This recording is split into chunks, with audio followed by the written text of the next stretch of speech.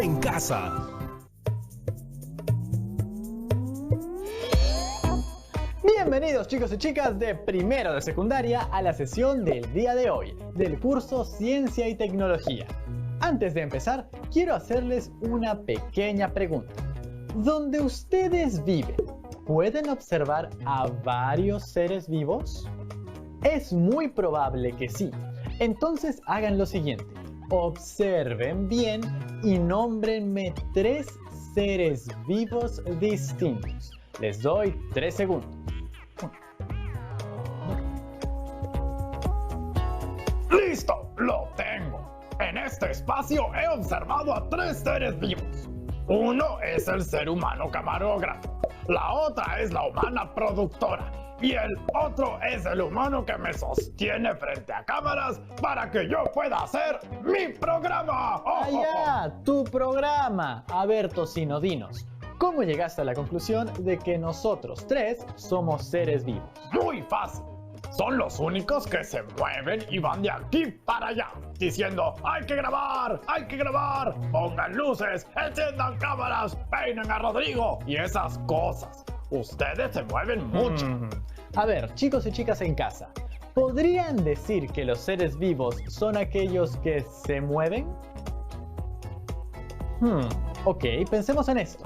La luna también se mueve. ¿Acaso es esta un ser vivo?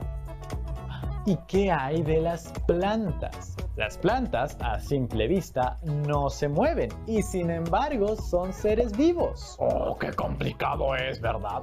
No todo lo que se mueve está vivo y no todo lo que está quieto deja de tener vida. ¡Qué interesante paradoja! Esas preguntas también se las hizo nuestro amigo Isaac. ¿Quieren saber a qué conclusiones llegó? Pues se los mostramos en este breve video. ¿Cómo se diferencian los seres vivos de los que no lo son? Bacterias, hongos, animales y vegetales pueden ser diferentes entre sí, pero todos están vivos. Entonces, ¿qué se necesita para entrar en el selecto club de los seres vivos? Primero, organización compleja.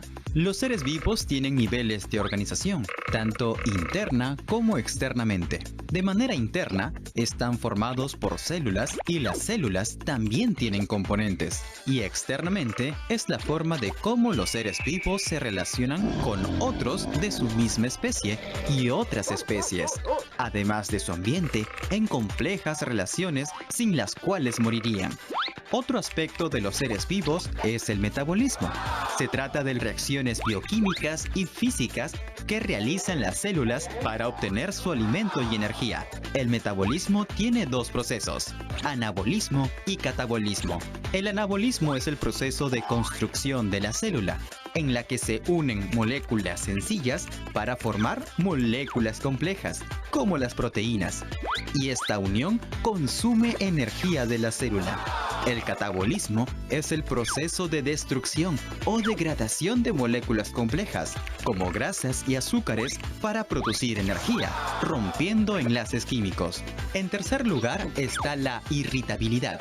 Es la capacidad de responder ante un estímulo, como la luz, el calor, el sonido o la presencia de otro ser vivo, y así relacionarse con su entorno, como sucede con las plantas insectívoras, por ejemplo, la Dionaea muscipula, que contiene unos filamentos sensibles que al detectar un rozamiento inmediatamente encierra a su presa.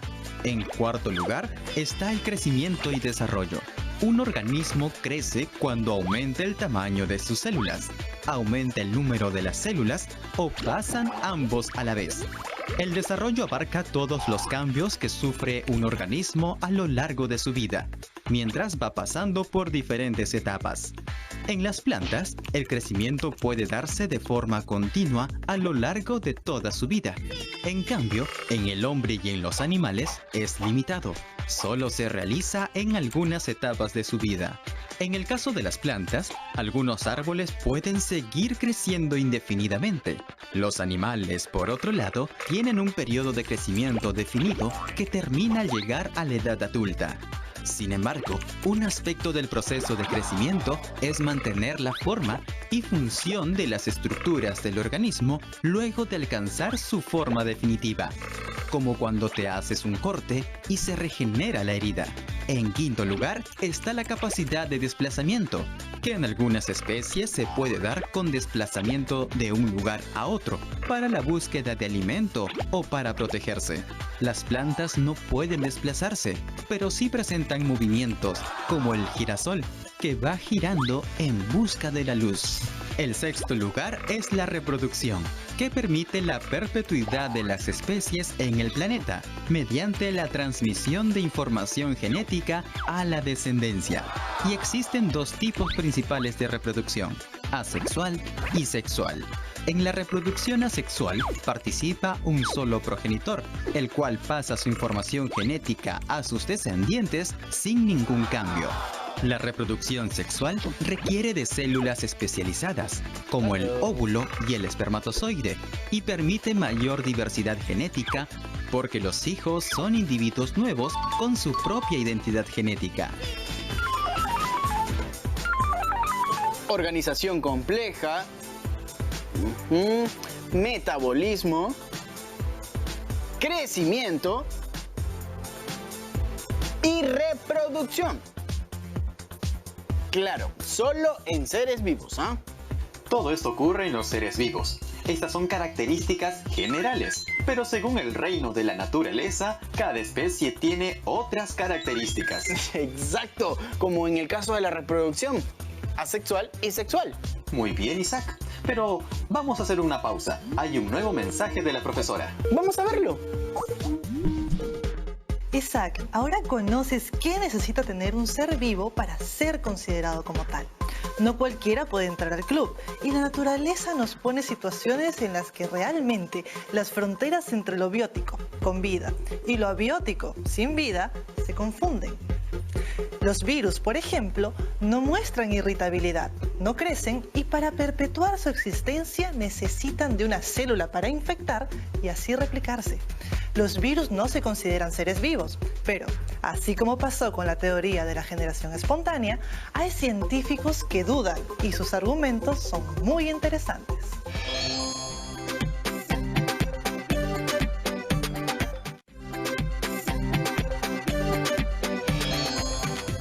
Ahora sí, ya sabemos perfectamente bien qué características debe tener algo para ser considerado un ser vivo. ¿Las repasamos? Para que un ser sea vivo, recontra vivo, debe tener A. Una organización compleja. B. Metabolismo. C. Crecimiento. Y D. Reproducción, entre otras. Pero con estas 4 características básicas podemos diferenciar muy bien quiénes son seres vivos de los que no. No seré ser vivo, pero soy un ser inspirador y fomento el ahorro. Bueno, también habrán escuchado a la profesora hablar acerca de la teoría de la generación espontánea. Sí, ¿a qué se refiere? ¿A un montón de jóvenes de una generación entusiasta de hacer nuevas cosas? No, Tocino, creo que va por otro lado. Pero ¿saben qué? Mejor veamos este video para estar seguros. Hablar de biología es hablar de los seres vivos, seres humanos, animales, plantas, bacterias, etc. Pero si te preguntan, ¿cómo se originó la vida en la Tierra? ¿Qué responderías? Esta pregunta no solo se la hicieron científicos de los últimos siglos. Es tan antigua que el filósofo Aristóteles pensaba en ella. Aristóteles presentó su famosa teoría de la generación espontánea, que consistía en que los seres vivos se originaban de materia orgánica o inorgánica.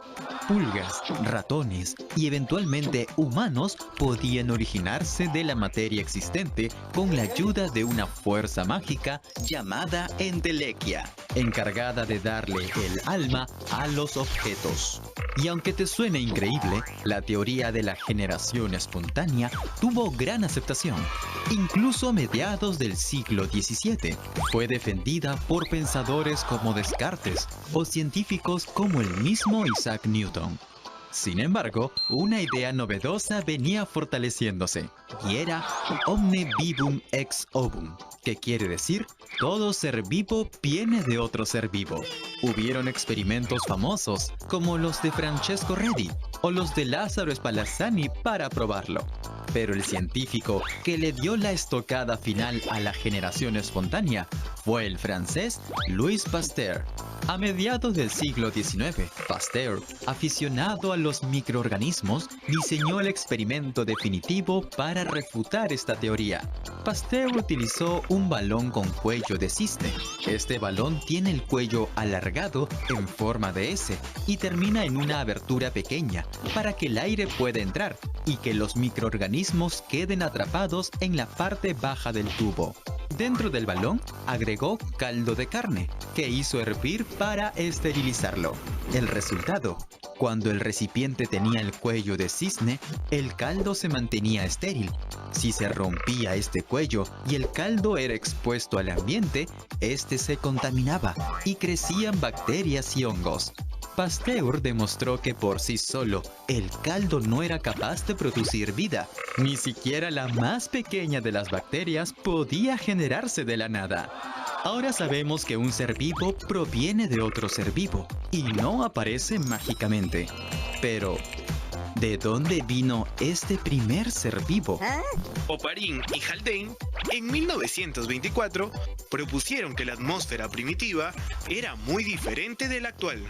Porque había mucha energía, alta temperatura, erupciones volcánicas, radiación solar y muy poco oxígeno. A esta etapa la denominaron evolución química. En estas condiciones, las moléculas inorgánicas empezaron a reaccionar, haciendo posible el surgimiento de compuestos orgánicos. Estos compuestos orgánicos sencillos, llamados monómeros, se fueron acumulando en los océanos, donde siguieron fusionándose durante millones de años, surgiendo así las primeras protocélulas, que millones de años después originarían a los primeros seres vivos. Esta idea del origen de la vida fue llamada la teoría quimiosintética de Oparin y Haldane. Posteriormente, en 1953, Stanley Miller y Harold Urey, ambos científicos estadounidenses, hicieron un experimento para demostrar que la teoría quimiosintética era posible. El experimento consistió en simular el ambiente primitivo en el que se debería haber formado las primeras moléculas orgánicas. En un sistema de balones con calentamiento se añadió gases de metano, amoníaco, hidrógeno y vapor de agua. Todo estos sin oxígeno. Pero Miller y Urey añadieron otro ingrediente a la fórmula: la descarga eléctrica, para simular la intensa energía de las tormentas eléctricas. Luego de unos días, encontraron que aparecían moléculas orgánicas, aminoácidos, proteínas cortas, nucleótidos y otras moléculas que solo se encuentran en los seres vivos. Con este experimento quedó demostrado que es posible que las moléculas de la vida surjan espontáneamente si existen las condiciones adecuadas y se le da el tiempo suficiente. Las moléculas orgánicas fueron acumulándose y el surgimiento de la vida era cuestión de tiempo. ¡Oh! ¡Huele feo! Acá también huele feo, no entiendo. Por acá, no sé. Huele demasiado feo. No entiendo. A ver, yo creo que a Aristóteles pasó lo mismo que yo. Un día limpió y el otro día aparecieron moscas, insectos, zancudos, un montón de cosas. Voy a ver esto.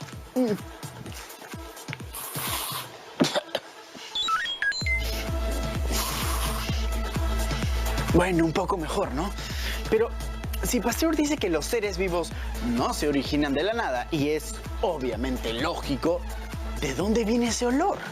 Muy buen razonamiento, Isaac, y es muy lógico. Nada viene de la nada. Pero antes de responder esto, hay un video de la profesora Pierina. ¡Claro que sí! ¡Quiero verlo! Muy bien, ahí va el video. Hola Isaac, ¿qué tal? ¿Todo bien en el laboratorio? Como pudiste ver en el video, varios científicos intentaron explicar cómo se originó la vida y se pusieron creativos con sus experimentos. Vamos con uno original. El italiano Francesco Redi quiso demostrar que los gusanos no se originaban a partir de la carne descompuesta, una creencia muy común allá por el siglo XVII, y para ello utilizó 3 frascos. En el primero tenía carne fresca y estaba abierto, y ese fue su tratamiento control. El segundo con carne fresca pero tapado con una gasa, y el tercero con carne fresca y bien cerrado con una tapa. Ahora recuerda, Isaac, un solo experimento nunca es suficiente para llegar a la conclusión. Los resultados deben ser replicables, o sea, Redi tuvo que llegar al mismo resultado varias veces, y reproducibles por otros investigadores, como nosotros. Por eso, en el laboratorio tienes todo lo necesario para replicar el experimento de Redi y descubrir a qué conclusión llegó. ¡Wow, Satur, qué interesante! Pero, ¿dónde encuentro las cosas? Excelente entusiasmo, Isaac. Pero primero, el mandil de laboratorio. Tienes razón. Vamos. A ver. Aquí está. Espero que esté a tu talla, Isaac. Yo creo que sí, ¿ah? La profesora mandó a confeccionarlo especialmente a tu medida. ¿Tú crees? Todo depende si has seguido una buena dieta. Me queda muy bien. Excelente, Isaac. Me queda bien. Muy bien, Isaac. A tu lado izquierdo encontrarás los materiales para este experimento. Sí, tienes razón. A ver, hay 3 pomos. 3 frascos transparentes. Exacto, cada uno con tapa. 2 guantes. Aquí hay 2 guantes. Acá hay una liga y una bendita. ¡Qué interesante! Muy bien, Isaac. Ahora sí, la materia prima y principal está debajo de la mesa. La carne. ¡Wow! Sí, aquí está la carne. Ahora sí, ponte los guantes, Isaac. Está bien. Vamos a ponérmelo. Demora un poco para poner esto, ¿no? Así es, Isaac.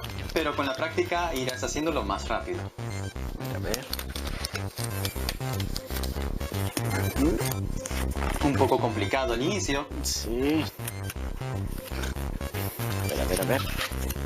Y ya está. Excelente, Isaac. Ahora sí, retira 2 tapas de los pomos. ¿Verdad? A ver. Esas tapas no las vamos a utilizar. A ver, las dejamos acá entonces. Por supuesto. Ahora sí, es momento de que empieces con la dinámica. Perfecto. Que yo sepa, como Redi decía, que un ser vivo no sale de la nada, no nace así nomás, sino que necesita de otra materia. Entonces, creo que el experimento es un pomo con tapa, donde la carne está dentro, el segundo con liga y una bendita, y el tercero así nomás, así solo, para ver la diferencia entre los 3 mientras la carne está ahí, cómo se descompone. Vamos a hacerlo. A ver, vamos a poner la carne. Carne. Lo tapamos. Muy bien. El segundo. Tenemos otra carne. Ay, ya quiero comer, de verdad, Saturno. Se ve buena esta carne. Una carne. A ver, una bendita. Ponemos la bendita. Y una liga. Creo que es así. Así. Uy, qué difícil. Ya, bueno. Me salió. Y la última es poner la carne. Y así nomás. Ya está. ¿Ahora recuerdas qué es lo que sigue, Isaac? Sí. Recuerdo que tengo que esperar 5 días para ver la diferencia. Exactamente, Isaac. Ya hiciste los pasos que necesitas. Pero la profesora ya hizo ese experimento con antelación. ¡Qué chévere! ¿Y dónde está? Detrás de ti, en esa caja que dice peligro. A ver. Tráela con mucho cuidado a la mesa. Creo que de esto es lo que estaba hablando. Huele feo, ¿ah? Exactamente, Isaac. A ver. Saca lo que hay dentro de la caja. Huele demasiado feo.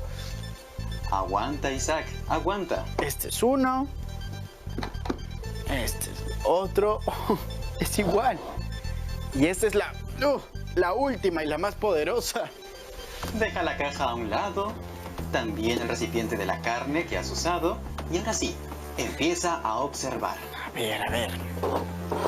Por lo que veo, esta carne que está tapada, la veo normal. No veo algún rastro de, no sé, que se haya podrido o algo así. Creo que está bien. Evidentemente demuestra un estado de putrefacción, pero no tanta como la segunda. Exacto.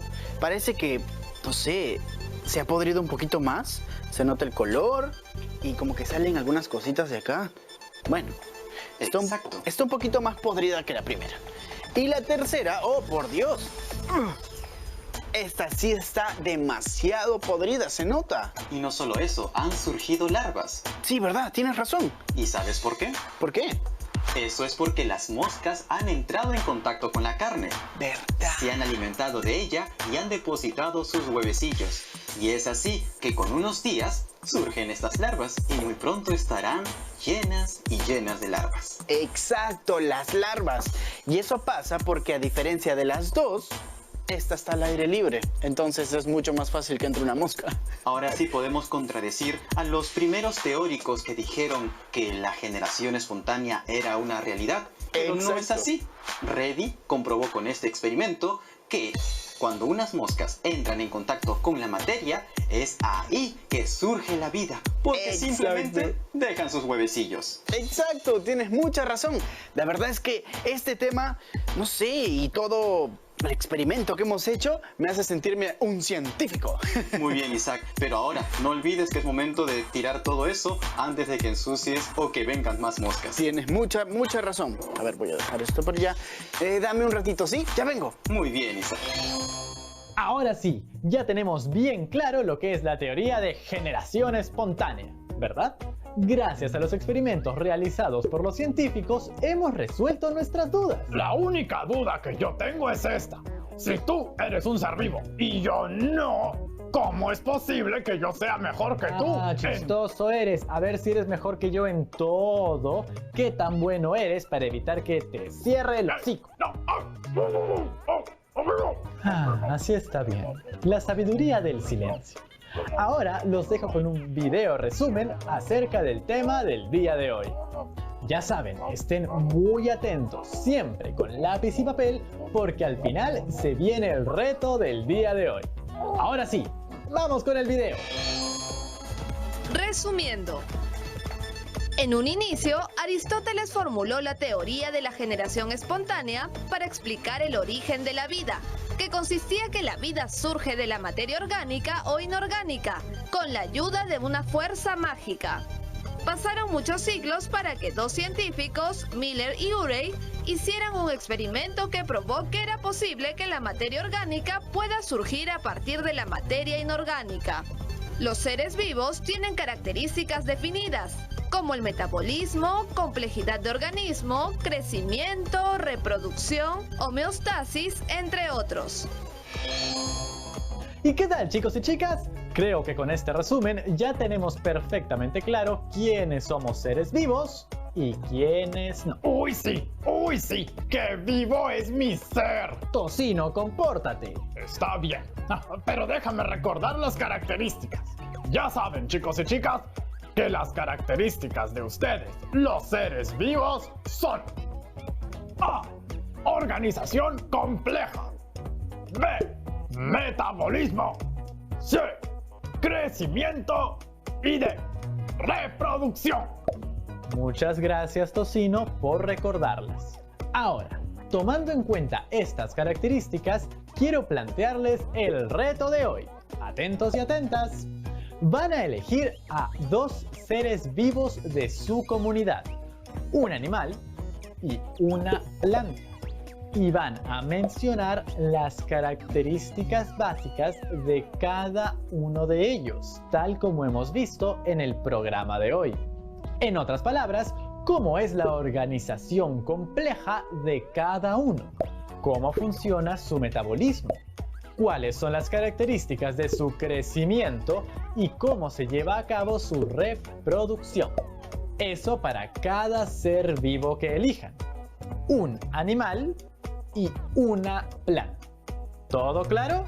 Recuerda que todo lo que desarrolles y apuntes en la sesión de hoy tiene que ir en el portafolio. Yo también cumpliré ese reto. Y tú serás mi ser vivo de laboratorio, Rodrigo. ¡Oh, oh, oh! Vamos, tocino, no seas picón. Que no seas un ser vivo no quita que seas todas las cosas buenas y divertidas que ya eres. Ahora sí, nos vemos. ¡Hasta la próxima! ¡Ahí los veo, seres vivos! ¡Oh, oh, oh, oh, oh!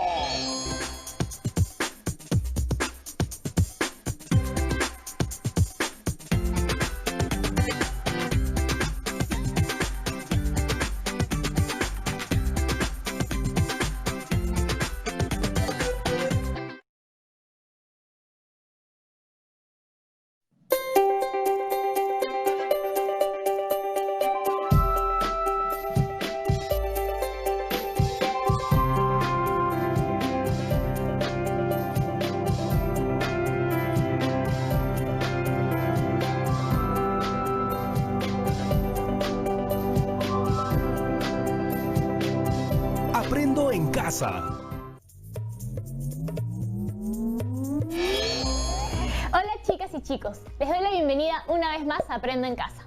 Seguro, al igual que yo, estaban esperando la clase de Ciencias Sociales para segundo de secundaria, ¿verdad? Yo sé, es que aprender sobre historia es súper interesante. ¿Recuerdan en qué nos quedamos el programa anterior? Exacto, estábamos viendo las acciones de Titu Yupanqui, el general de Manco Inca que cercó Lima para poner en jaque a los españoles. Pero no olvidemos lo más importante, las causas que dieron origen a esta rebelión. Hoy retomaremos con el cerco de Lima y lo que sucedió después. Toma nota de las fuentes históricas que se usaron para reconstruir esta parte de la historia. Y no te olvides de enfocarte en las causas que originaron esta rebelión y sus consecuencias. Ahora sí, no esperemos más y comencemos con un episodio de Sucedió en el Perú. Ahí va el video.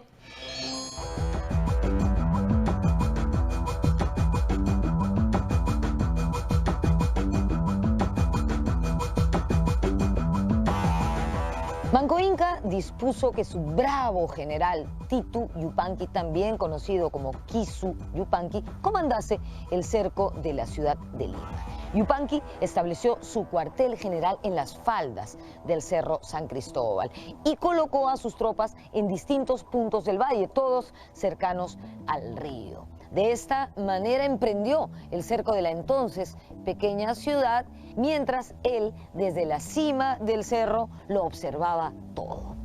Claro, yo supongo que ese día no había esta neblina, ¿no? Porque si no hubiera sido bien difícil observar lo que estaba pasando.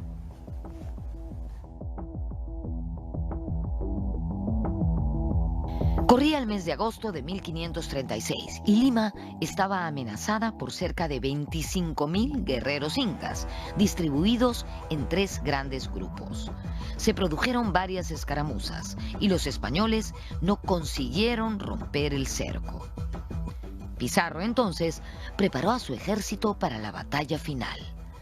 Como en el Cusco, los españoles recibieron el valioso apoyo de miles de indígenas, enemigos de los incas.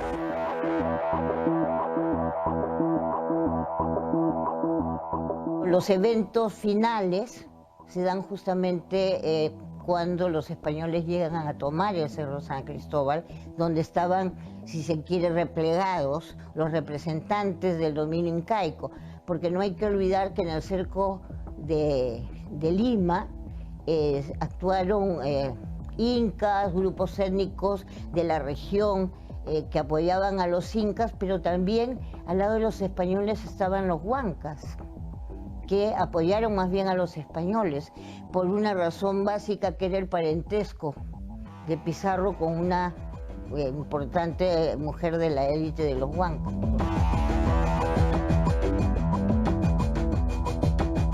Kisu Yupanqui estaba decidido a exterminar a los extranjeros. "A la mar, barbudos", era el grito de sus guerreros.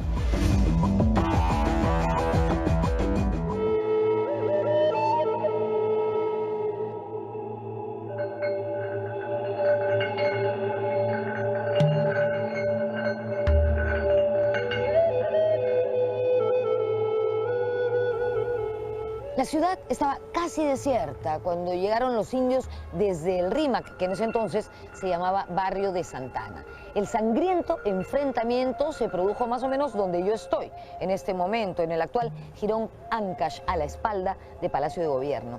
Cuentan las crónicas que Titu Yupanqui luchaba desde su litera y en pleno combate fue alcanzado por una lanza que le atravesó el pecho. Cuentan las crónicas también que muerto Titu Yupanqui, los indios comenzaron a retirarse. Se puede discrepar de eso, pero lo cierto es que Titu Yupanqui murió y que el cerco de Lima fracasó principalmente debido a los refuerzos de indios que recibió Pizarro de diversas partes, pero sobre todo de Huaylas.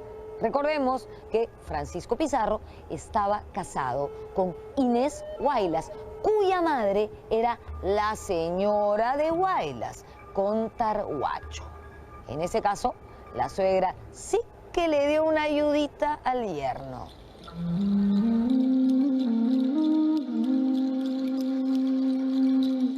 Con su jefe muerto, los guerreros incas sobrevivientes emprendieron el retorno a sus comunidades de origen.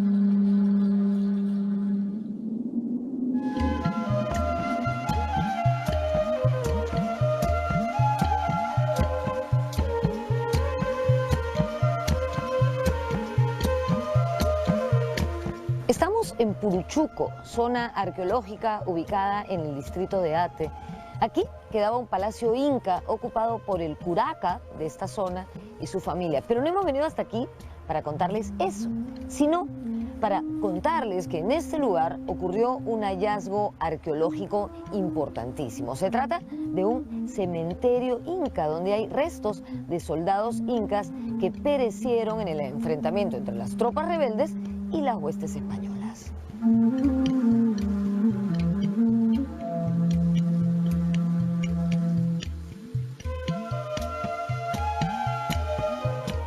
¿Y por qué decimos que fue un hallazgo arqueológico importantísimo? Porque estos fueron los primeros y únicos restos de soldados incas muertos en la Guerra de la Conquista que se han encontrado hasta el momento. Son cráneos de muchachitos entre 18 y 22 años que tienen perforaciones de proyectiles de armas de fuego españolas. Recordemos que en esta guerra Pizarro tuvo de aliados a los indios Huaylas, pero no solamente a ellos, sino también a indios de otras zonas de Lima, como Surco, Caraballo y Lurigancho.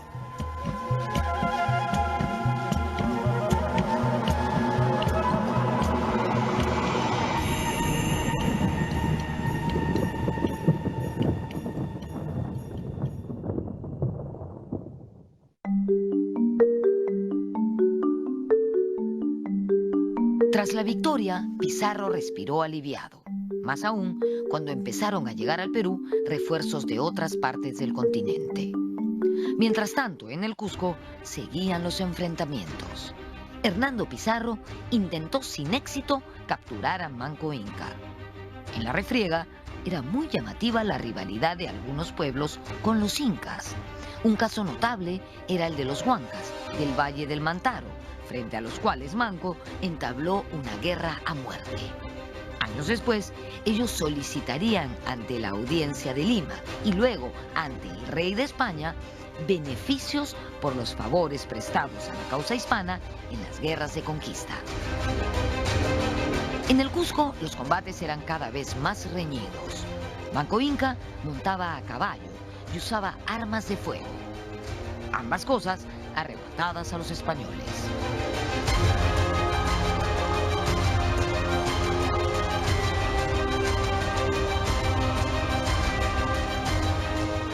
Después de levantar el cerco de la ciudad del Cusco, Manco Inca se retiró a Yucay y posteriormente llegó hasta aquí, a la fortaleza de Ollantaytambo. Los españoles decidieron ir a su encuentro y capturarlo, y para ello organizaron una gran fuerza militar. Esta expedición estuvo a cargo de los hermanos Hernando y Gonzalo Pizarro.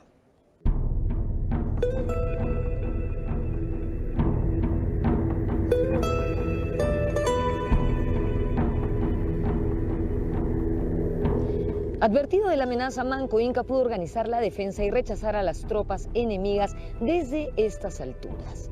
Cuentan las crónicas que el Inca dirigió a sus hombres montado a caballo, con una lanza en la mano. ¿Se imaginan? Esto quedaría genial en una película, ¿no? A pesar de haber puesto en aprietos a la administración española, Manco Inca era el soberano de un imperio en ruinas. La guerra no daba tregua para la siembra, los depósitos estaban saqueados y la tropa empezaba a sentir hambre. En el sur, las fuerzas rebeldes fueron derrotadas y pereció el sumo sacerdote. Además, la alta dirigencia cusqueña seguía mostrando grietas. Pauyu Inca, hermano de Manco Inca, estableció una alianza con Diego de Almagro. Pauyu Inca era un hermano de Manco Inca. Él viajó con Diego de Almagro a Chile y volvió con Diego de Almagro. Y luego que Manco Inca fracasa en su rebelión, Pauyu Inca se alía con los españoles. Lo coronan, Almagro lo corona como nuevo Inca, entendiendo, digamos, a los incas como una monarquía más de estilo europeo. Coronan, lo vuelven Inca, le ponen la Mascaipacha en algún momento, y él se vuelve el nuevo Inca del territorio. Entonces hay un momento en el que hay dos Incas, en realidad el Inca rebelde, que es Manco Inca, y el Inca aliado de los españoles, que es Pauyu Inca.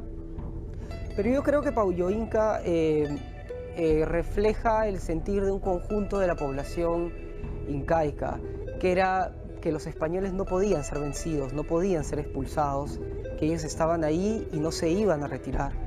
Entonces lo más práctico para él probablemente era una alianza con ellos, de tal manera que él pudiera mantener un poder en el territorio, ser un Inca, pero ya un Inca no como en los tiempos antiguos, sino esto más bien sería un Inca que comparte su poder con las nuevas autoridades españolas.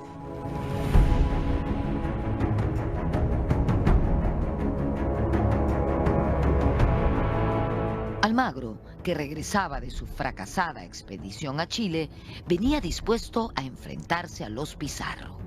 Su primera acción fue apoderarse del Cusco y tomar prisioneros a Hernando y Gonzalo Pizarro. Manco Inca no tuvo más remedio que licenciar a gran parte de sus exhaustas tropas y retirarse a Vilcabamba. Vilcabamba se ubica en la ceja de selva, al noreste del Cusco, entre los ríos Urubamba y Arequipa. Desde allí, Manco Inca continuó la resistencia.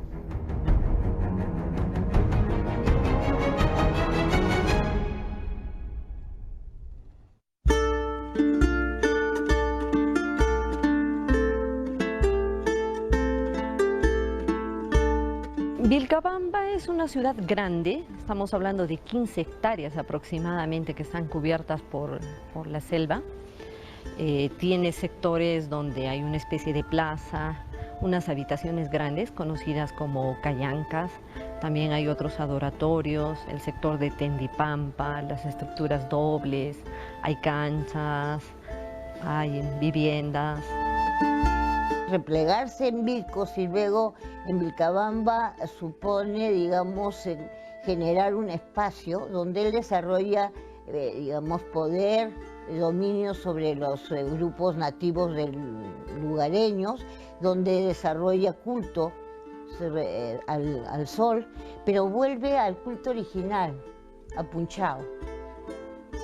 Entonces, eso ritualmente tiene y políticamente tiene una gran importancia, porque justamente es, digamos, recomponer el mundo. O sea, el mundo se había puesto al revés, se estaba produciendo un caos. Manco Inca se va a este mítico lugar llamado el Vilcabamba, y en el Vilcabamba lo que hace Manco Inca es organizar un conjunto de pequeñas hostilidades contra los españoles, van atacando de a poco, roban algunos elementos, armas, caballos, etc. Una especie de guerra de guerrillas. Durante 8 años, Manco Inca dirigió en Vilcabamba una suerte de estado independiente y en 1544 fue asesinado por un soldado almagrista refugiado en ese lugar.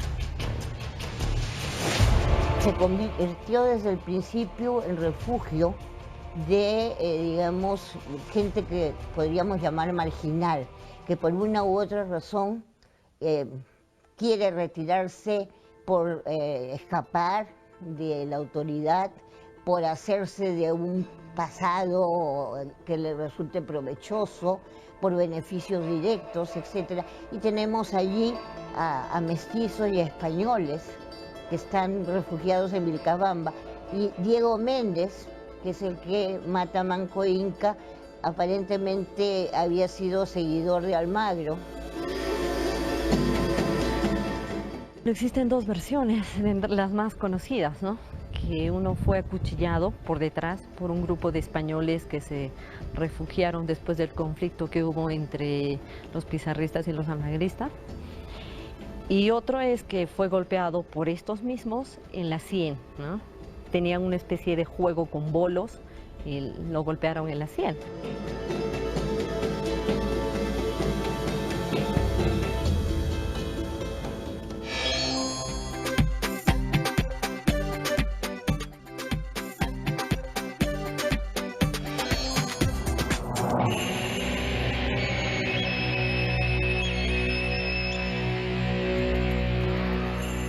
La trágica muerte de Manco Inca significó un duro golpe para la lucha de reconquista, que nunca más logró la dimensión alcanzada entre los años 1536 y 1538. De inmediato asumió el gobierno una regencia, hasta que los hijos del Inca fallecido fuesen mayores de edad. De esta manera, quien se convirtió en el segundo Inca de Vilcabamba fue Sayri Túpac, hijo de Manco Inca. En 1838 decidió subordinarse a la autoridad del rey de España. Viajó a Lima y hasta recibió encomiendas y honores. De Sayri Túpac, también el hijo mayor de Manco Inca, el que le sucedió una vez que falleció Manco Inca. Estuvo él muy poco tiempo en el gobierno. Generalmente estuvo en contacto con los españoles, con el gobierno español, y bueno, finalmente le dieron su encomienda en Yucay, en el Valle Sagrado. Sayri Túpac falleció muy joven, en 1560. En su reemplazo, asumió el gobierno Titu Cusi Yupanqui.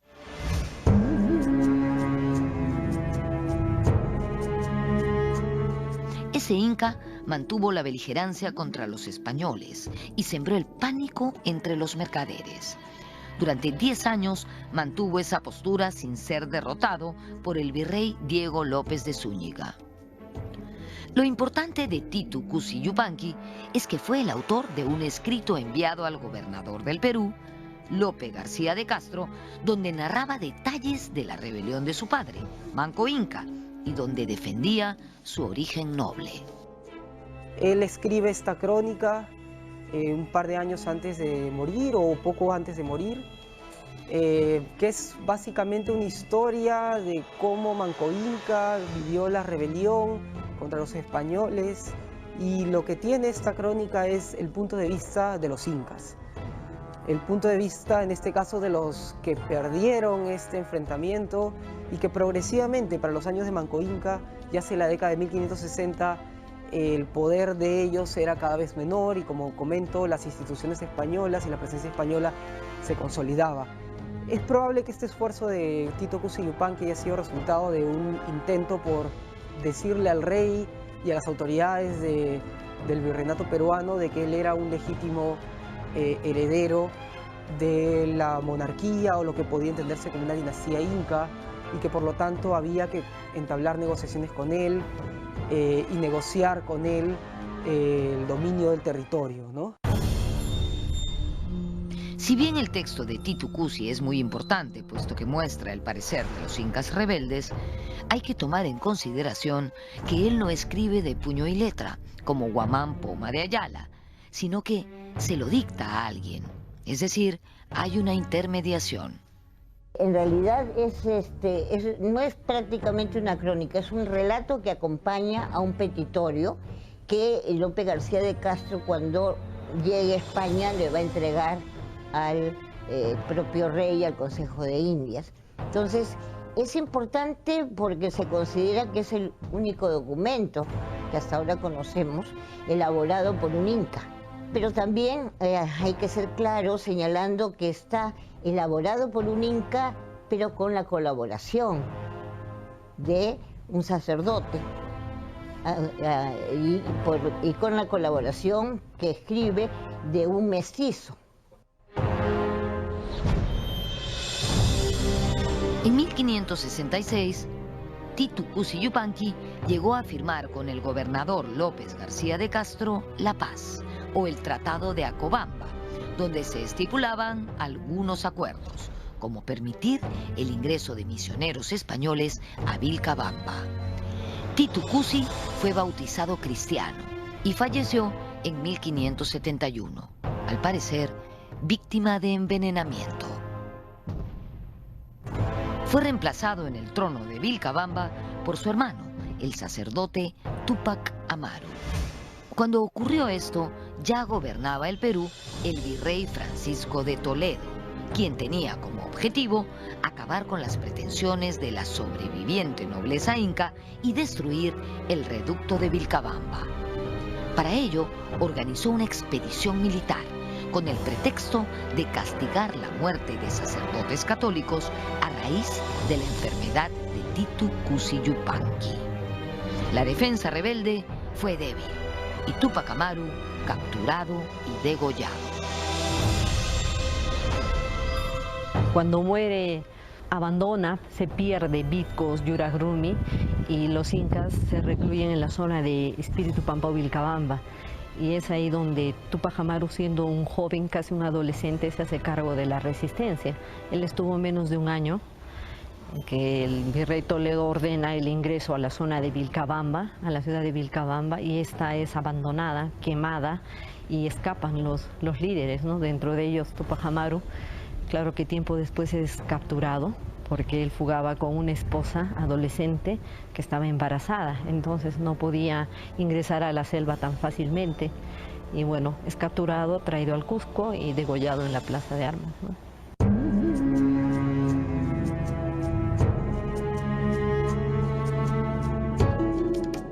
Túpac Amaru fue capturado y conducido hasta el Cusco, hasta esta plaza, descalzo, encadenado con una cadena de oro. Él se negó a hablar con el virrey de Toledo por considerarlo un yanacona, es decir, un sirviente del rey de España. Fue condenado a muerte por traición a la corona española. Finalmente fue ejecutado aquí. Fue decapitado en septiembre de 1572. Eso sí, el Inca afrontó serenamente su fatal destino.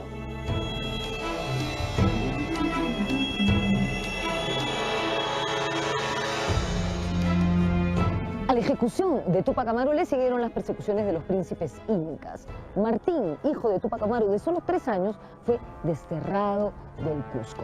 Solo quedó como única descendiente del Inca una mujer, que fue antepasado de Túpac Amaru II, José Gabriel Condorcanqui, quien también se rebeló y que fue condenado a muerte en esta misma plaza en 1781.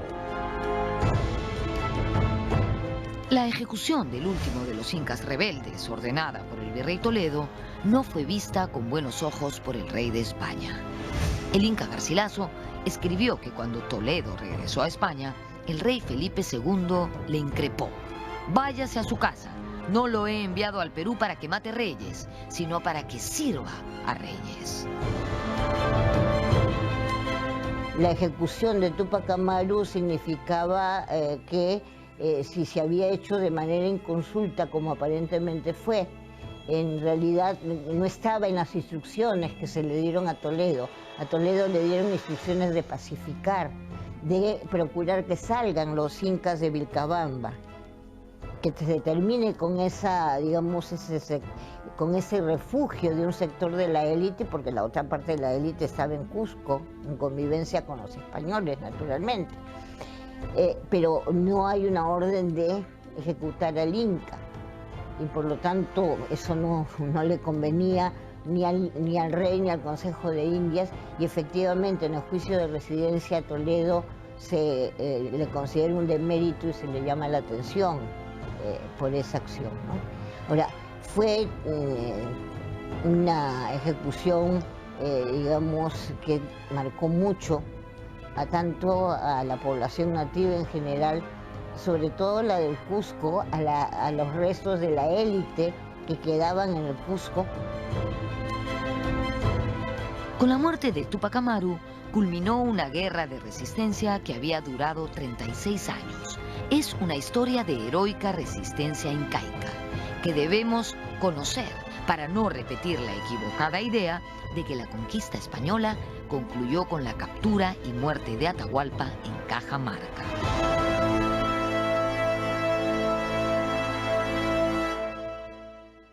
Después de la muerte de Túpac Amaru, ocurrida aquí en el Cusco, se empezó a difundir un mito en los Andes y ha entrado el siglo XVII, el mito de Incarri. Incarri, hijo del sol, fundador del Cusco y creador de todas las cosas que existen en el mundo. Incarri fue apresado y decapitado y su cabeza fue enterrada aquí, en esta ciudad. Sin embargo, el mito cuenta que su cabeza sigue viva, mientras su cuerpo se reconstituye debajo de la tierra. Cuando eso ocurra, Incarri volverá a restituir el orden del mundo. ¿Qué creen ustedes? ¿Habrá alguien capaz de restituir el orden en este mundo en el que vivimos? Ojalá, ¿no? Nos vemos en la próxima.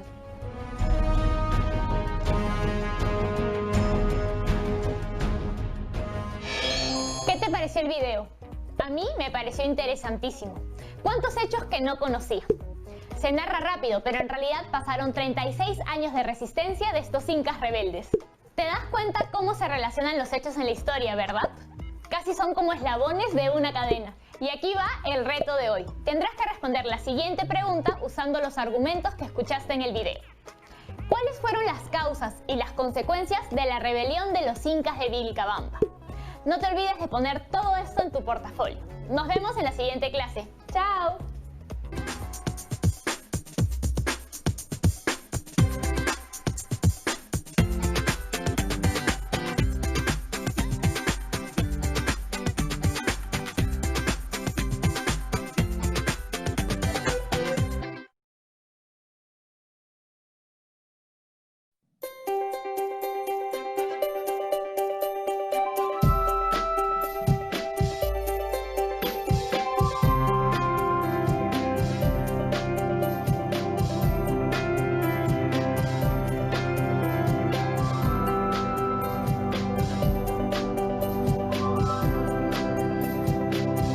Aprendo en casa. Hola chicas y chicos de tercero de secundaria. Mi nombre es Jonathan Hernández y esto es Aprendo en casa. Les cuento que hoy día almorcé un riquísimo pastel de papa con rocoto relleno. Uff, no saben. ¿Y cómo no iba a salir rico si utilizamos la receta de mi abuelo? De hecho, ustedes en casa preparan recetas de sus abuelos o abuelas, ¿no? O quizá siguen manteniendo vivos los aprendizajes que heredaron de sus ancestros y ancestras. Bueno, como se habrán dado cuenta, nuestro querido Perú es un país lleno de costumbres y tradiciones ancestrales. Algunas se mantienen intactas hasta hoy, mientras que otras, con el paso de los años, han ido cambiando. Estas costumbres y tradiciones siguen vivas porque hay quienes las han transmitido de generación en generación. Y estas prácticas nos sirven para recordar nuestras raíces y transmitir nuestra herencia cultural, porque preservar nuestra cultura significa preservar nuestra identidad. El día de hoy exploraremos el área de arte y cultura, y lo haremos observando dos videos que nos harán reflexionar sobre las costumbres y tradiciones que se practican en nuestra comunidad. Sí, esas costumbres que aprendimos de nuestras familias. Vamos con los videos, señor director. Sombrerito blanco te quedas celendina, sombrerito blanco te quedas celendina, sombrerito palma las bambas marquinas, sombrerito palma las bambas marquinas. Y de mi provincia son bien laboristas, y de mi provincia son bien laboristas, tejiendo labores, ellas son artistas, tejiendo labores, ellas son artistas. Yo quiero mi poncho de lana merina, yo quiero mi poncho de lana merina, pero con mi nombre bordado en cada esquina, pero con mi nombre bordado en cada esquina.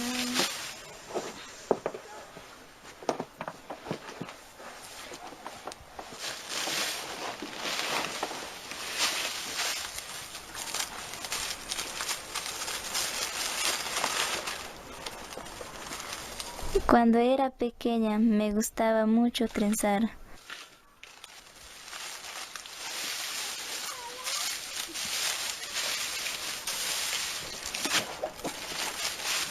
Yo no quería irme a la escuela. Le molestaba a mi mamá para que me enseñara a trenzar.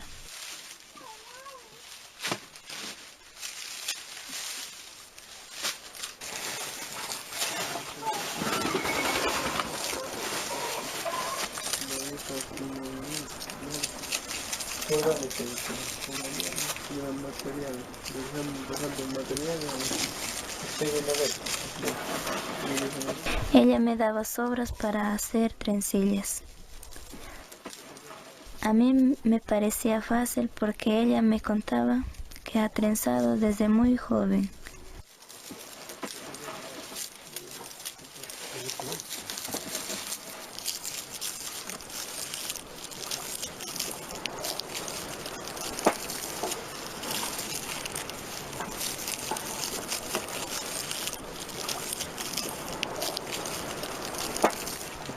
Aprendí a los 14 años. Quien me enseñó fue mi papá.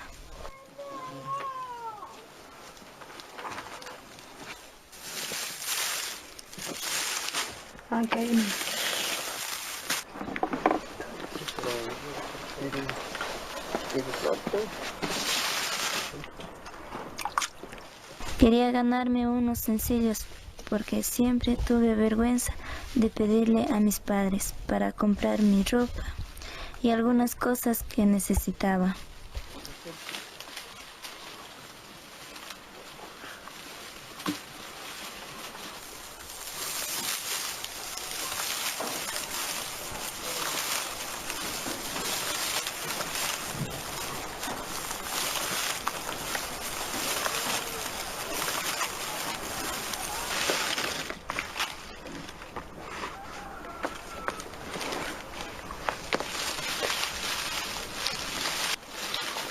Un día me harté del sombrero y me fui a ayudar a mis tíos en elaborar queso para poder estudiar.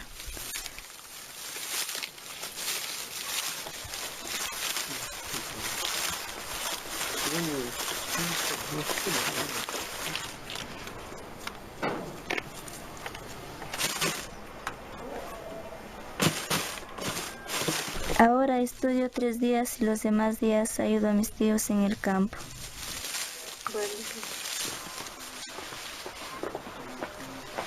Aquí te traigo unos 5 ramitas. Te enseño también.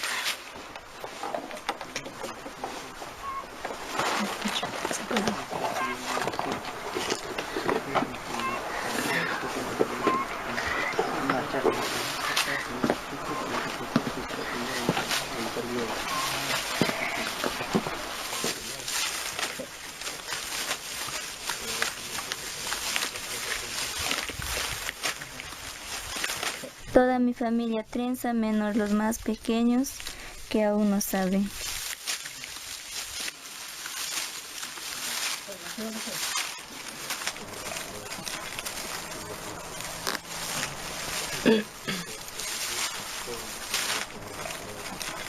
Los domingos bajan al pueblo para comprar la paja que necesitan para el sombrero.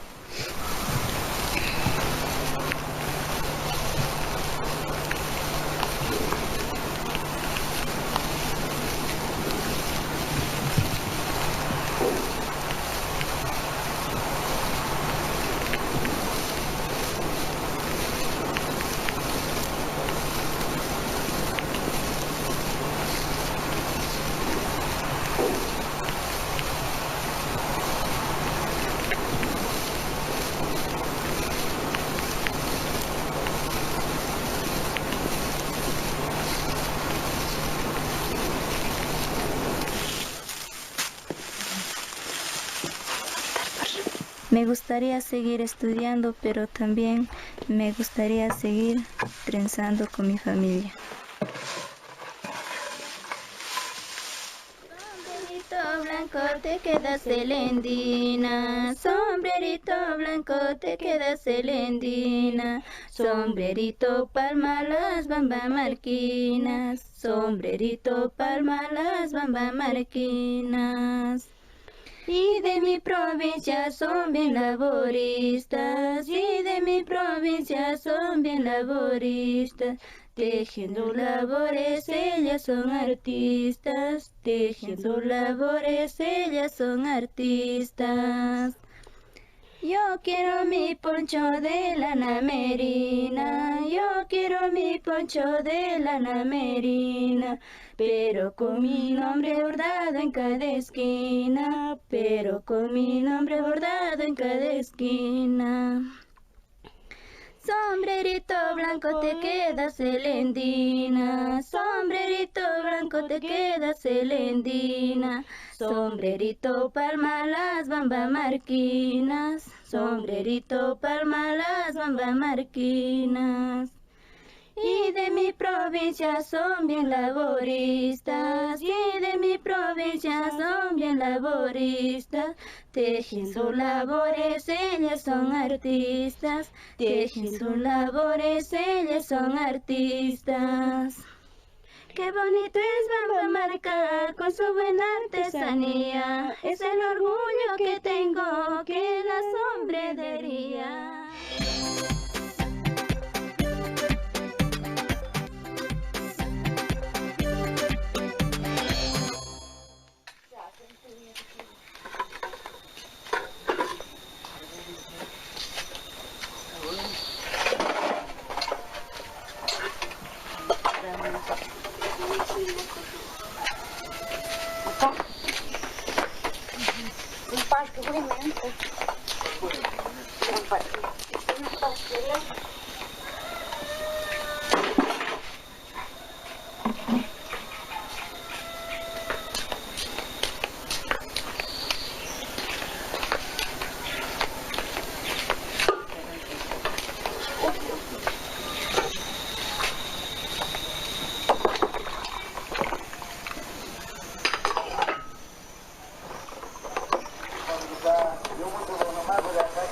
Moateno que caiga você ter onde que quem chama mutsa a minha vunan que o sujo buru que quem a conjugo que quem chama raya sobu ma hau que bo akai yo akai patsatai hati bi hau akai hau tiabi hau buru ci vai isma wai hu kai bi ci vai isma hau nu kai bi ci vai isma ita gero que han bueno acá que ya pari pui satu mai kawel askar que acá que han ai mas kanon kawel askar ini bukan lagi nanti paru dulu acá que kai ini bilang ikai que nai tiring que puku askar taitnya han ai ma yo yegi banu tidak ibide mara ui boy habi han bueno ibu resai, marano uco hokiaso. Hai no se ikai que ma ui mani pokuti, ma sebu mani ma. Hasta te akai que ham ai ma. Repi son pari apui sate son. Hati huni repi tana, hamachitu bitana, pui bunai makutai. Hai no se ikai que ma mas bidus ui ma. Hai no se ikai que ma hoya ma bidus ai bosai. Nima, istonta ni puibu, harga mucha tai. Kabi ki huni puibu nabi ki yama ikai. Hai no se ikai ki mahaki ribi iribe, ami sai ki nish no jibe. Nima, istonta ni ama, harga mucha tai. Hai no se ratiris ki iston pui satu tanah, pusong, pui nagero ikai ki mahu ami yama. Não tem iona yama, mapopa chibicho, a não te punjin samata. Haskara uinas ge, uni ikinimini aí. Aí nós nos catei. Mapo aí bubias que já ipachoi.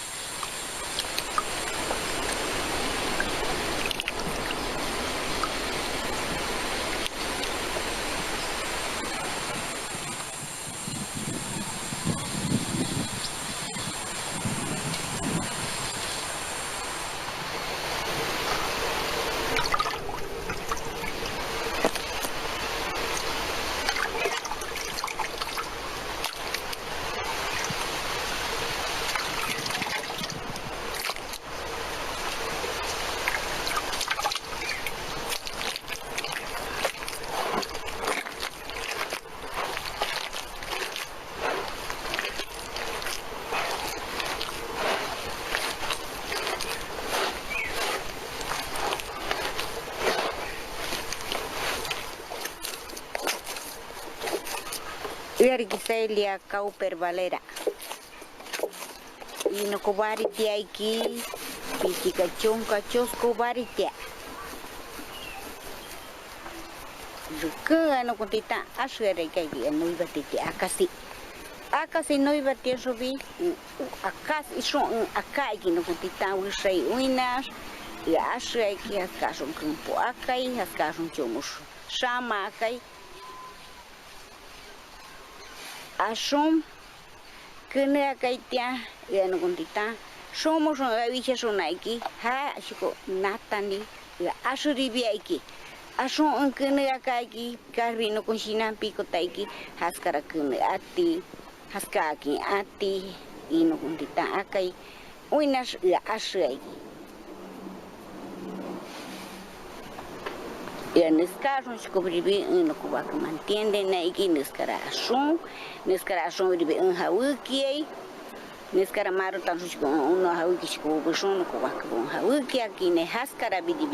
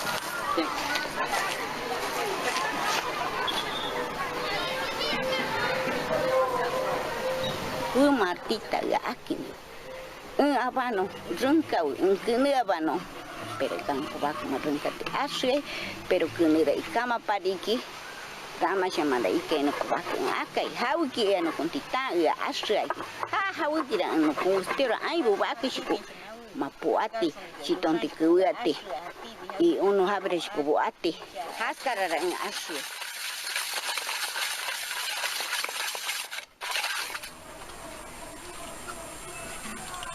Haskara y carro estera ay bobacasco acá no que quiere que haga hija no que no hace me ama aquí era no cubaca acá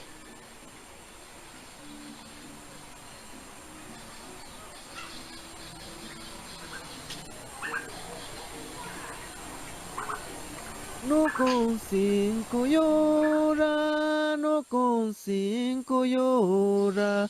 Rabi rabi shamani, rabi rabi shamani. Agani atia, oano makoyota.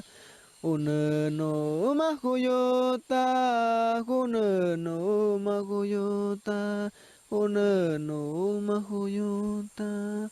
Ranoi maneka noi mayuntana no konoi no ma no konoi no ma awu berotesana anu bai matana ranoi maneka no konoi no ma no konoi no ma.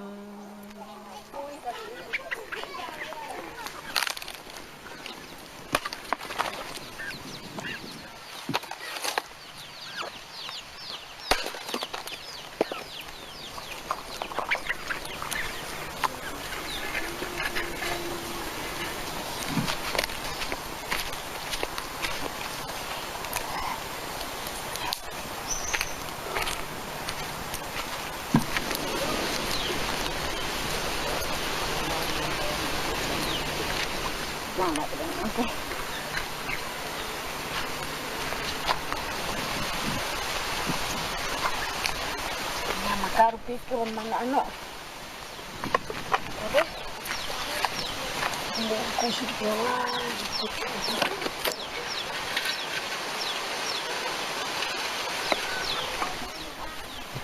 Vamos, uchi,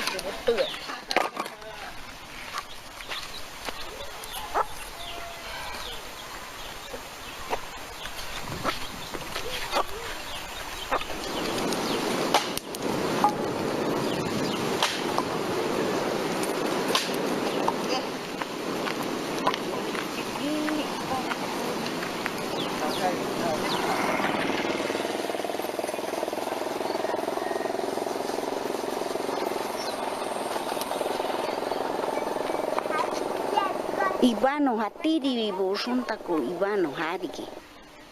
Titahaku. Haton vai chivaya mau. Era vive junta com tenga e pauniku. Pero haton vai ra no chivanti yama. La kasua hu ono chankaya mau. Era haskagi no kontitabi de akate ya. Chankaya mau. Wak hu una ni hu. Akahuki hatibi.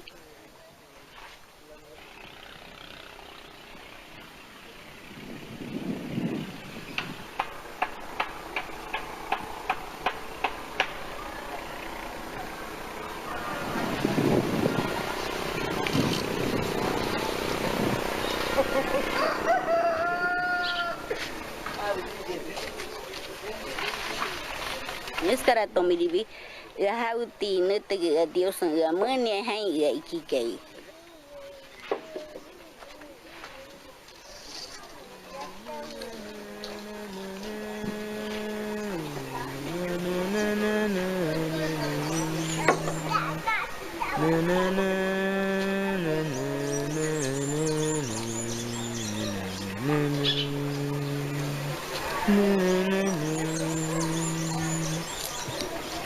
Ramakaya shinawa shinawa no ashuku yoti maki Shinan vi với ramu bushawa itanuma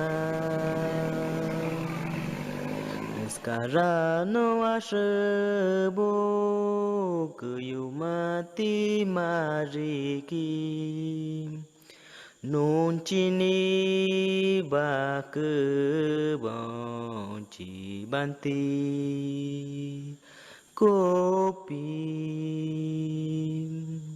kuyu mati mariki no ashabo nuskaki yuintana no konhui Ninka kawa no con hui bi kawa akimato yui bano mato hashinano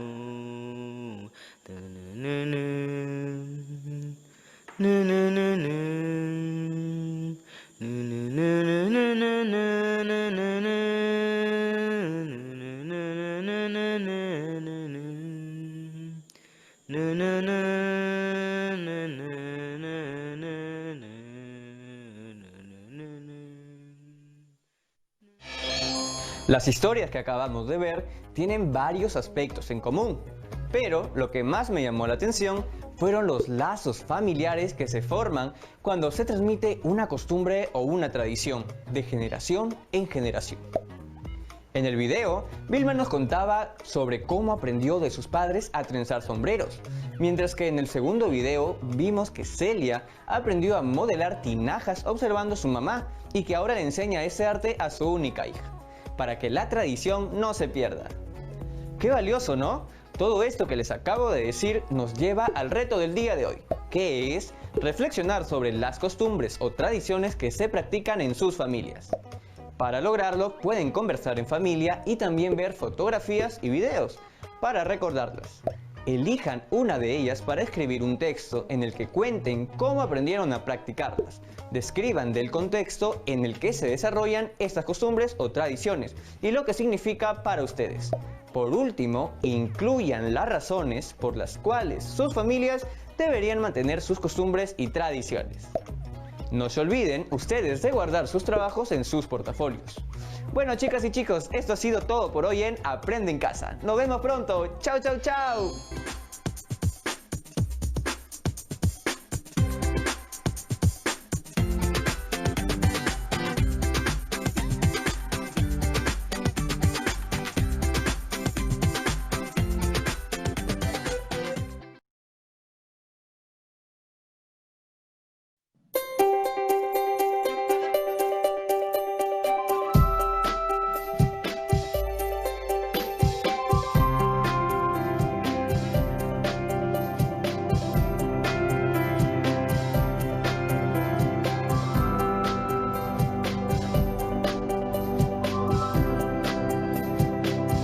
Aprendo en Casa. Hola amigos y amigas de cuarto de secundaria, yo soy Yaremis Rebasa y hoy les traigo un nuevo episodio de Aprendo en Casa, en el que seguiremos conversando sobre los diversos factores que influyen el éxito o fracaso de las acciones que toman los gobiernos cuando hay una crisis nacional. Por ejemplo, ahora que vivimos la pandemia de la COVID-19, hemos visto que por un lado están las políticas sobre estrategias de prevención del contagio y por otro lado están los avances científicos y tecnológicos necesarios para descubrir tratamientos adecuados para la infección. Me llama la atención que muchos usan palabras como de guerra y que hay que vencer y ganarle al coronavirus. Me pregunto, ¿será que una pandemia puede originar una crisis tan fuerte como una guerra? A simple vista, una puede pensar que son cosas distintas, pero lo que es difícil de negar es que ambas tienen consecuencias en nuestra convivencia y en la economía de las familias, por lo que es importante pensar estratégicamente y movilizar recursos de todo tipo para que el menor número de personas sea afectado. Para hablar sobre las estrategias que se implementan en medio de una crisis, hoy seguiremos aprendiendo sobre la guerra con el Ecuador. Porque durante esta guerra, el gobierno peruano incorporó nuevas tecnologías militares, tanto como para la aviación, como en el paracaidismo y en la artillería. A partir de este evento histórico nos preguntamos, ¿cómo influyeron los recursos humanos y económicos en el resultado de la guerra con el Ecuador? Y reflexionamos sobre cómo nuestro país está buscando consolidar su convivencia y economía hoy. Hemos visto, por ejemplo, cómo las familias de distintas regiones se han reincorporado a sus actividades económicas. Veamos entonces el siguiente video de Sucedió en el Perú y sigamos aprendiendo sobre nuestra propia historia. Adelante.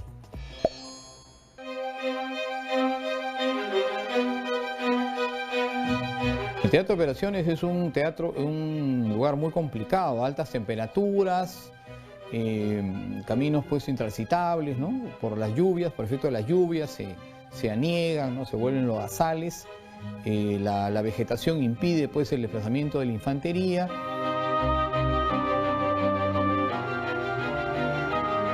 El 14 de julio de 1941, el ministro de Guerra le comunicó al general Ureta que, conforme a lo acordado, era hora de lanzar al ataque al agrupamiento norte. Así fue como el conflicto se convirtió en un conflicto armado abierto, tomando parte activa en él las tres Fuerzas Armadas, Aviación, Marina y Ejército, además de las fuerzas policiales. El objetivo era controlar la zona de donde provenían las incursiones al Perú. El agrupamiento norte tenía pues componente terrestre, ¿no? Que eran la primera división ligera, la octava división ligera, y tenía también un componente naval, ¿no? Que tenía dos fragatas, ¿no? La Villar y la Guise, y submarinos, lanchas torpederas, y también un componente aéreo, ¿no? Estas tropas estaban con lo más moderno de la tecnología de esa época, del año 41. El encuentro militar decisivo se libró en Zarumilla el 23 de julio de 1941. Las fuerzas peruanas eran mayoritarias y estaban mejor equipadas que las ecuatorianas. Se trató de una suerte de operación relámpago. El general Ureta fue el artífice de esa ofensiva, que incluía el uso de blindados y de unidades aéreas y navales. La primera división ligera, que actuaba en Tumbes, se dividió en 4 destacamentos. Porque el frente era extenso, era extremadamente extenso, y la zona era de una vegetación densa y de comunicaciones muy pobres, por lo que se tuvo que armar 4 destacamentos que iban a actuar en forma independiente. Es por eso que decimos que la batalla de Zarumilla es el conjunto de acciones aisladas, pero dirigidas, centralizadas, que permitieron la recuperación de nuestra frontera. Cuando las tropas peruanas atacan, gran parte de la tropa era del sur, eran indígenas, ¿no? Muy cetrinos, y atacaban con casco de corcho japonés. Entonces en el Ecuador se pensó que había tropas japonesas atacando el Ecuador, ¿no? Y eso apareció en los periódicos, ¿no? Obviamente se desmintió y la propia embajada japonesa lo desmintió, ¿no? En plena guerra llegó al teatro de operaciones un equipo cinematográfico encabezado por Kurt Hermann. Con el apoyo del Estado Mayor del Ejército Peruano, se dispusieron a grabar varias escenas del conflicto que serían emitidas en un noticiero propagandístico en las salas de cine de nuestro país. Recopilaron tanto material que al final decidieron hacer un documental.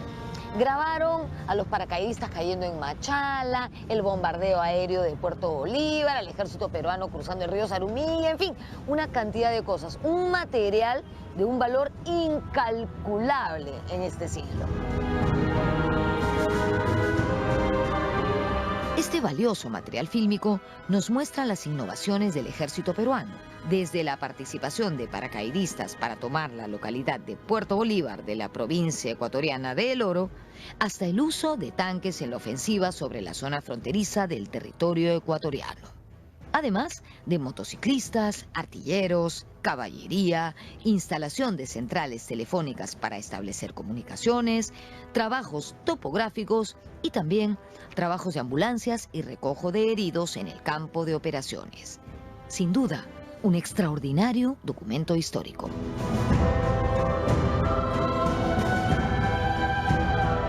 La campaña de 1941 tiene muchas innovaciones. Es la primera vez que se emplean blindados, ¿no? Como ya indiqué, en América. La primera vez que se emplean unidades blindadas para hacer una operación ofensiva de explotación.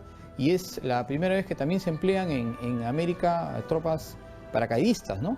Y llegaron a Puerto Bolívar, tomaron ese objetivo y pudieron hacer una especie de reunión rápida con las fuerzas blindadas que ya venían progresando desde con la intención de conquistar Machala.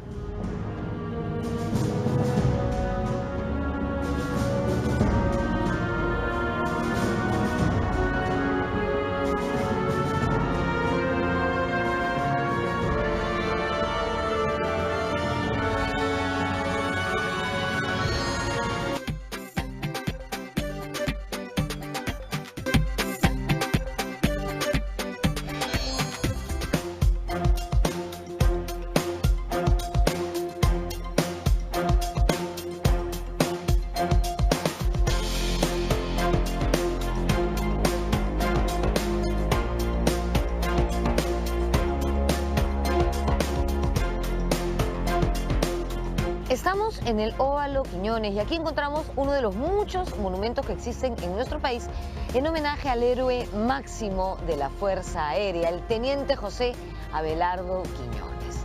Este monumento fue inaugurado en el año 1991 conmemorando los 50 años del sacrificio del joven aviador.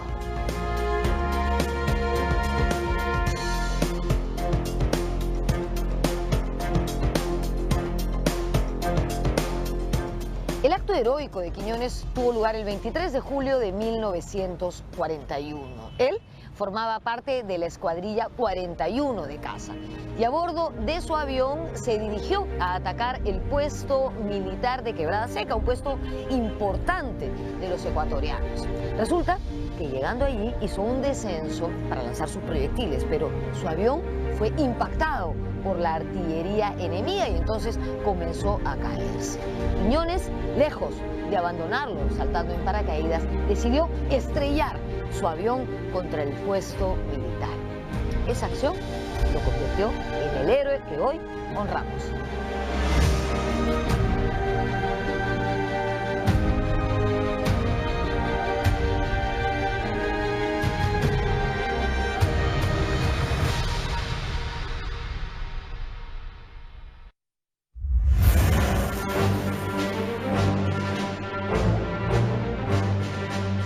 El avance peruano tras la victoria de Zarumilla parecía incontenible.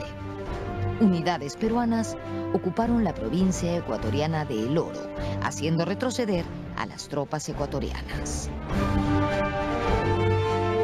El ejército peruano pasa una gran ofensiva en el año 41 y ocupa la provincia del Oro, parte de la provincia de Loja, bloquea la costa de Guayaquil, y las tropas ecuatorianas se vieron desbordadas por el avance rápido del ejército peruano.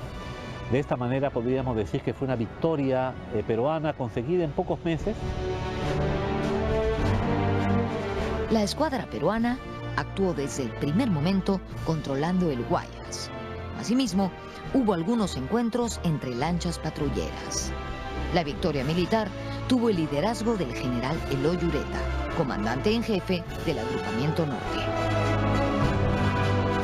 Es la cabeza visible, pero detrás de él existen los miembros de su Estado Mayor que quedaron anónimos para la historia, pero son los que hicieron todo un planeamiento detallado que permitió que no solamente en el aspecto de operaciones, sino en el aspecto logístico y administrativo, todo vaya como correspondía, ¿no? En el Teatro de Operaciones del Norte, el general Ureta, y en el Teatro de Operaciones del Nororiente, el general Silva Santisteban.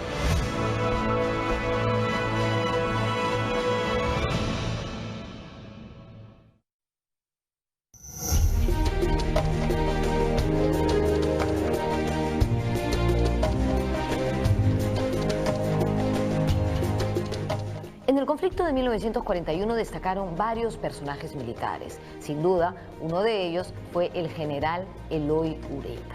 Él fue comandante en jefe del agrupamiento del norte y su actuación fue decisiva para conquistar la victoria. Por ello, el 18 de enero de 1946, el Estado le otorgó el título honorífico de mariscal. Desde entonces, nadie más lo ha recibido.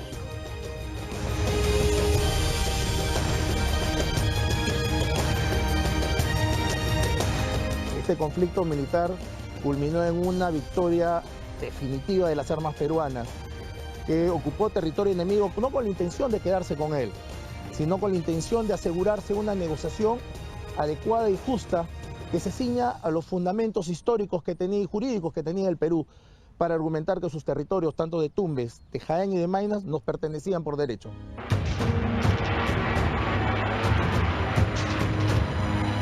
La intervención de los Estados Unidos, Brasil y Argentina detuvo el incontenible avance peruano, impidiendo así que se concreten las planificadas fases sucesivas. Se decretó un cese al fuego, pero a pesar de ello, continuaron los enfrentamientos. Uno de estos se produjo el 11 de septiembre de 1941 en Porotillo, Ecuador, donde efectivos peruanos fueron emboscados. Allí murió el héroe Alipio Ponce, destacado teniente de la Guardia Civil. Ponce había participado valientemente en la batalla de Zarumilla y en las acciones de Carcabón y Huavillos. Tenemos muchísimos héroes, ¿no? El teniente Joile, Astete, el mayor Novoa y una serie de oficiales, Alipio Ponce, del Titán de Carcabón. Este caso particular es para resaltar que no solamente fue intervención de nuestras Fuerzas Armadas, nuestra Guardia Civil tuvo un papel importantísimo, ya que actuó en todas las acciones, permanentemente, en forma conjunta con nuestro ejército y con el apoyo de nuestra aviación y nuestra marina, ¿no? Los países mediadores, Estados Unidos, Brasil y Argentina, lograron hacer que el 2 de octubre de 1941, Perú y Ecuador suscribieran el Acta de Talara. En virtud de ella, se creaba una zona desmilitarizada entre los ejércitos de ambos países y además, estos se comprometían a abstenerse de realizar operaciones bélicas de toda clase. En el marco de la conferencia para reaccionar como continente frente al ataque de Pearl Harbor, los países mediadores, Estados Unidos, Brasil, Chile y Argentina, facilitaron el 29 de enero de 1942 en Río de Janeiro la firma del Protocolo de Paz, Amistad y Límites entre Perú y Ecuador. Sí, nosotros popularmente conocemos este protocolo como el Protocolo de Río de Janeiro, porque fue firmado en esa ciudad. Y como ya dije, los garantes del protocolo fueron Estados Unidos, Chile, Brasil y Argentina.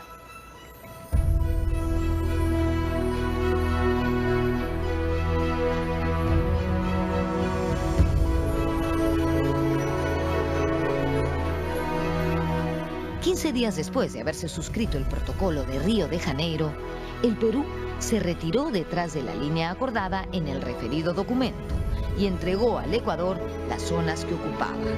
Las autoridades civiles ecuatorianas ejercerían jurisdicción en las zonas que habían quedado desocupadas y desmilitarizadas en su territorio hasta que se diera la demarcación final.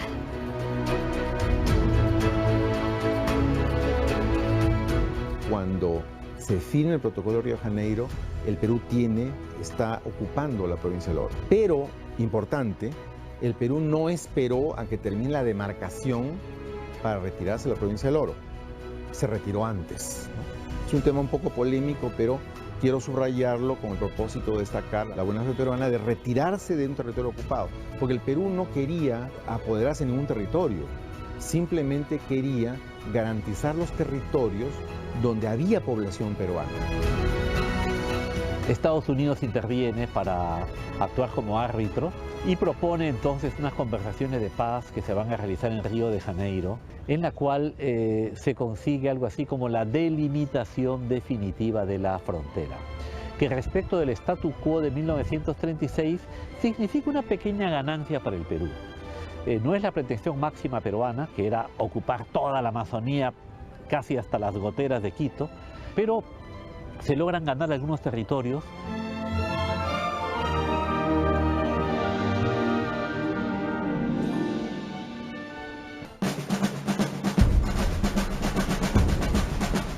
El Protocolo de Río de Janeiro estableció una frontera definitiva entre Perú y Ecuador, cuya delimitación estaría a cargo de una comisión mixta. Sin embargo, un tramo de 78 kilómetros de la Cordillera del Cóndor nunca pudo ser demarcado ni se colocaron los hitos respectivos. ¿Por qué? Por la dificultad geográfica del terreno y también porque desde 1951 Ecuador no se mostraba como muy dispuesto a hacerlo. Ante esta situación, años después, Ecuador volvería a presentar reclamos al Perú y renacerían las tensiones. Las tropas peruanas victoriosas participaron de un desfile en el Estadio Nacional de Lima. Este acontecimiento fue registrado en el documental Alerta en la Frontera, que finalmente no se estrenó en las salas de cine. El motivo fue que el gobierno peruano no quería entorpecer las negociaciones de Río de Janeiro. Ese material salió a la luz hace muy poco, luego de más de 70 años de ocurridos los hechos.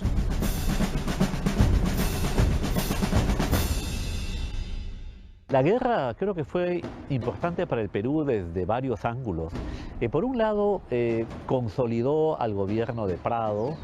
Prado, cuando empezó, se le veía como un gobierno relativamente débil porque el Perú venía de una larga dictadura militar, un gobierno sin Congreso como había sido el de Benavides.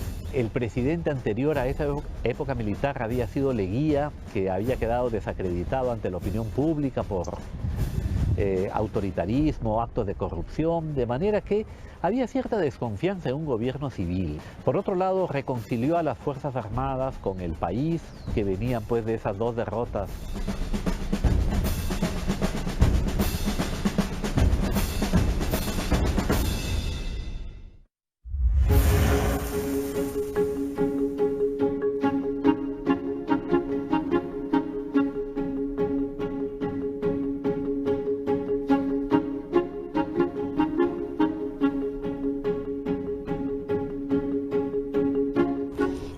1945 fue inaugurado este conjunto escultórico en homenaje a los caídos del 41, que, como les dije al inicio del programa, está en el campo de Marte. Fue obra del artista peruano Artemio Ocaña.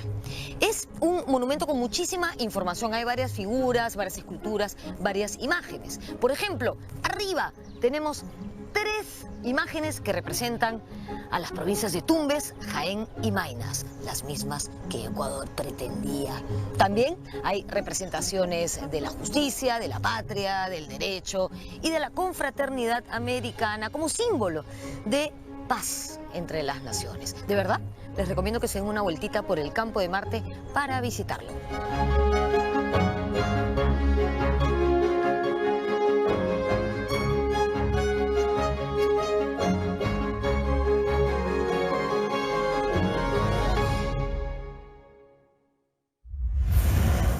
A pesar de la victoria militar de 1941, el problema fronterizo no se había sellado. En 1960, el gobierno ecuatoriano decretó la inejecutabilidad del Protocolo de Río. La estrategia ecuatoriana consistió en señalar que había un accidente geográfico que no había sido considerado durante las negociaciones del Protocolo Río de Janeiro, que era el río Cenepa. Ellos decían que el río Cenepa creaba 2 divorcios de agua en una zona donde se consideraba que había solamente un divorcio de agua, ¿no? Y que supuestamente eso invalidaba todo el proceso.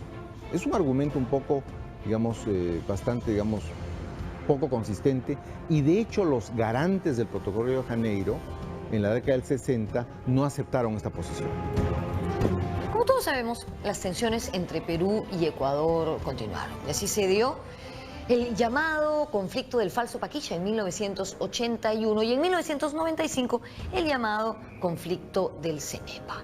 Este último abrió un periodo de conversaciones entre Perú y Ecuador para terminar con los impases demarcatorios. Estos se resolvieron gracias a las opiniones técnico-jurídicas de los países garantes que fueron solicitadas por Perú y Ecuador. ¿Se acuerdan, no? ¿Cuáles eran los países garantes? Bueno, si no se acuerdan igual, lo repito por si acaso. Estados Unidos, Brasil, Chile y Argentina.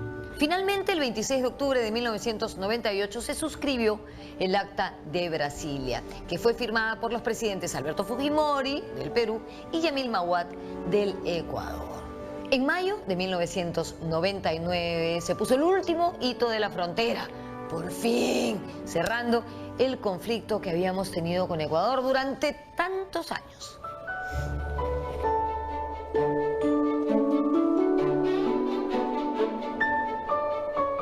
Finalmente descubrimos que nos habíamos peleado por un río ciertamente importante, pero Europa ya no era el gran mercado que fue en el siglo XIX. A partir de finales del siglo XX, la cuenca del Pacífico ha pasado a ser la cuenca importante del comercio mundial, o por lo menos tan importante como la europea, ¿no? Tenemos obviamente el mercado de Estados Unidos, pero la China, el Japón, Indonesia, han pasado a ser mercados muy importantes.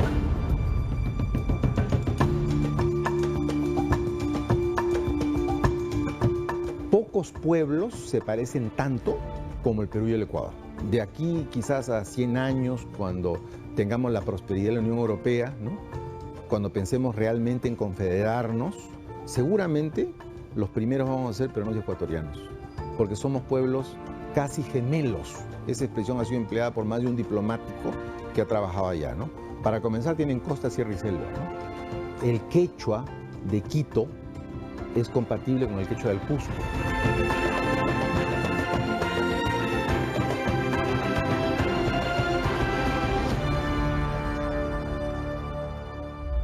Somos 2 pueblos hermanos que hoy día vamos hacia el futuro, mirando el futuro de un desarrollo conjunto, ¿no?